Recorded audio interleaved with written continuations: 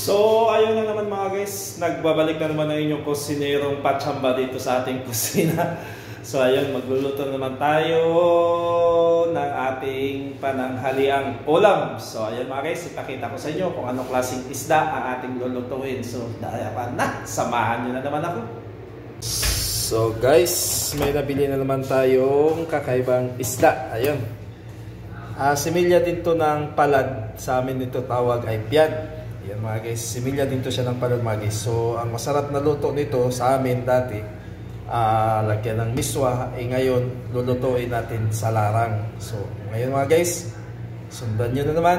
Samahan nyo naman ako kung paano natin lulutuin tong palad. Guys, ito po yung mga sangkap natin sa ating lulutuing larang. Ito yung sibuyas, kamatis, siling haba, bawang, luya, tuyo, asin, suka, black powder nga paminta, patis, at saka salted black beans mga guys. So ito yan lahat ang ating sangkap sa ating lulutuing larang. So yan na mga guys, ginisa na natin dito ang bawang. Sinunod ko na dito ang luya mga guys. Pinagsabay ko na yung sibuyas at kamatis natin mga guys. Ayan. Ayan mga guys, hintay lang saglit. Pag nadurog mo ito ang kamatis, saka natin ilagay yung isda nating palad. Ilagay na din natin yung siling haba natin mga guys para may hanghang. So ayan na mga guys, nailagay na natin yung isda nating palad. So, mikos natin mga guys. Ayan.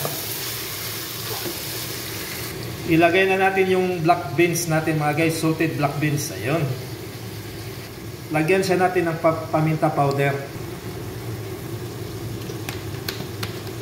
Lagyan din siya natin ng suka mga guys. Ayan.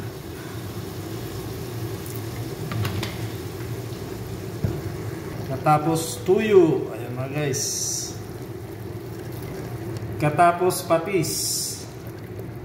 Ayan mga guys, mikos-mikos lang natin saglit, katapos lagyan natin ng kaunting sabaw.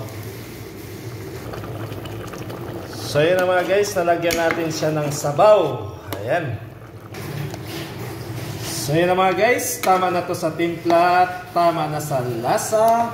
Kain na naman. Thank you for watching. Kung nagustuhan nyo ang putahing ito, yung luto nating araw na to, paki-like naman, paki-share, paki-comments, at paki-subscribe naman ang ating Facebook. Thank you for watching!